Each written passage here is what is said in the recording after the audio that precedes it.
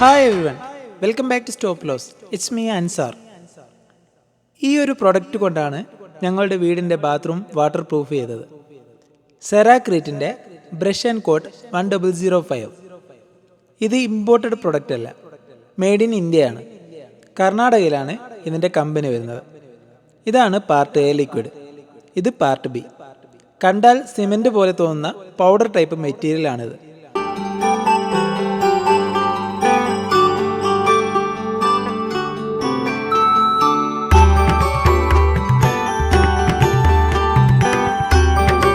ഈ കാണുന്ന പോലെ കിണറിന് ചുറ്റും ഈ ഒരു പ്രൊഡക്റ്റ് അടിച്ചിട്ടുണ്ട്.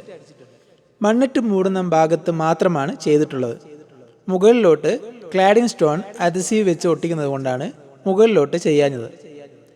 ഈ ഫോട്ടോയിൽ കാണുന്ന പോലെ ഇരുഭാഗങ്ങളിലും ഓൾറെഡി വാട്ടർ പ്രൂഫ് പുട്ടി ഇട്ടിട്ടുണ്ട്.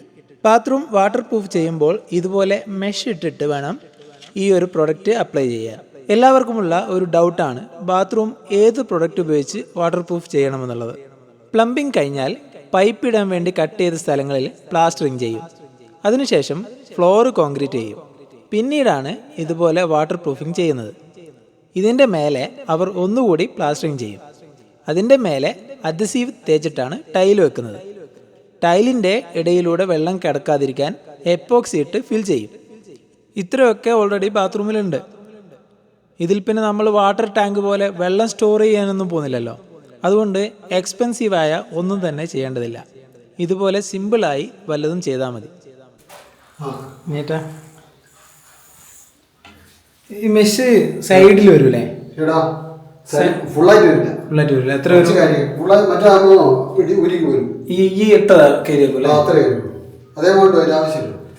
നമുക്ക് ലീക്ക്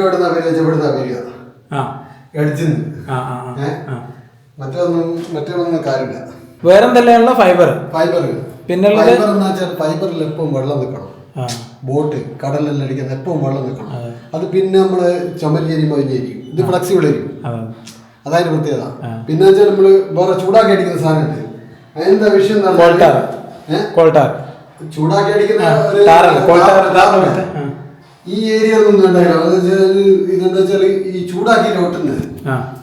പിന്നെ ക്രമേണ നമ്മൾ സിമെന്റും ഇതെല്ലാം വെച്ചാൽ അരിക്കാൻ തുടങ്ങും. ഇതെല്ലാം ഞാൻ ചെയ്ത് പരീക്ഷിച്ചാണ്. ഏറ്റവും ഇന്നത്തെ ഇതിൽ ഏറ്റവും സക്സസ് ഇതാണ്. ഇത് ഫ്ലെക്സിബിൾ ആണ്, വലിയും ഇതിന്റെ ചുറ്റിലൊക്കെ നല്ലോണം ബ്രഷ് കോട്ട് ചെയ്യാൻ പറ്റും അല്ലേ? വാട്ടർ ടാപ്പിന്റെ അടുത്ത് ഫൈബർ പറ്റും. ഫൈബർ എപ്പം വെള്ളം നിൽക്കണ്ടേ? ഓക്കെ, വയറിലുള്ള സ്ഥലത്ത് ഫൈബർ പറ്റില്ല. ഞാൻ അങ്ങനെ പറിച്ച് അടിയാണ് ഇത് അടിച്ചിട്ട്.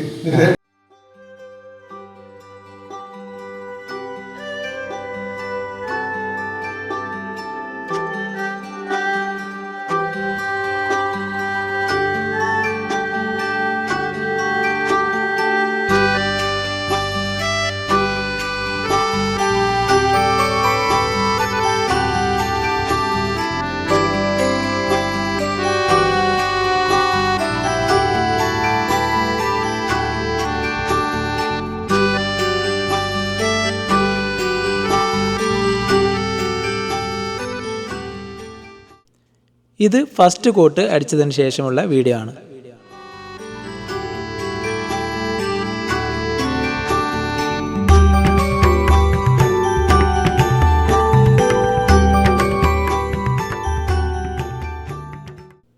ഈ കാണുന്നത് സെക്കൻഡ് കോട്ട് അടിച്ചതിന് ശേഷമുള്ള വീഡിയോ ആണ്.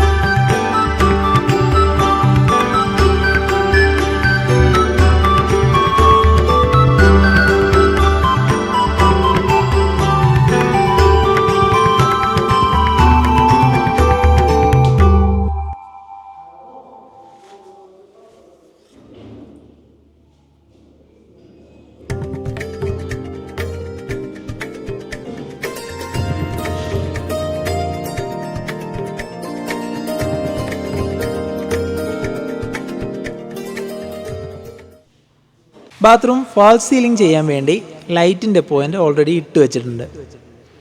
ഈ ഒരു ഷവർ സീലിങ്ങിൻ്റെ ഉള്ളിൽ പോകും. ഇത് ഹീറ്റർ വെക്കാനുള്ള സ്ഥലമാണ്. ഇത് ഹീറ്ററിൻ്റെ പ്ലഗ് പോയിൻ്റ്. ഇവിടെ ഒരു കാര്യം പ്രത്യേകം ശ്രദ്ധിക്കണം. എക്സോസ്റ്റ് ഫാൻ സീലിങ്ങിൻ്റെ അടിയിലാണ് വരേണ്ടത്. ഇവിടെ ഷവർ കൊടുക്കുക ഇതുപോലെയാണ്. സീലിംഗ് ഇങ്ങനെ എക്സോസ്റ്റിൻ്റെ മേലെ വരും.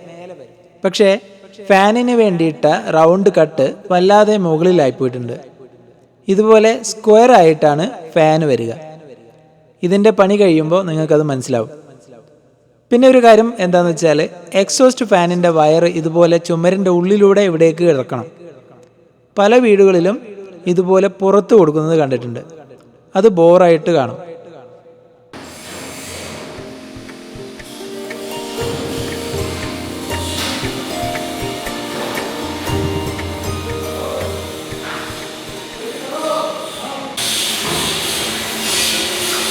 ഇവിടെ വല്ലാണ്ട് അടുത്ത് പോരും താഴെ ഗ്രൗണ്ട് ഫ്ലോറുമായിട്ട്. കാരണം ഇവിടെ ഒരു അറിഞ്ഞു വെക്കാനുള്ള സ്പേസ് വേണം. ഇത് കറങ്ങാനുള്ള അതേപോലെ മിററിൻ്റെ പോയിൻ്റ് ഇപ്പോൾ ഇൻബിൽട്ട് മിററാണെങ്കിൽ മിററിൽ ഇൻബിൽട്ട് ലൈറ്റ് വരികയാണെങ്കിൽ ഇതധികം മുകളിലേക്ക് പോകണം, ശ്രദ്ധിക്കണം.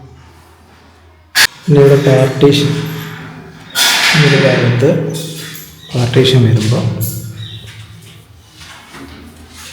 ഈ ഒരു വാളില്ല, ഇത് ശരിക്ക് ഇവിടം വരെ ഉണ്ടെങ്കിൽ അതൊരു ഭംഗി. ഇവിടെ ഒരു ഗ്യാപ്പ് വരില്ല.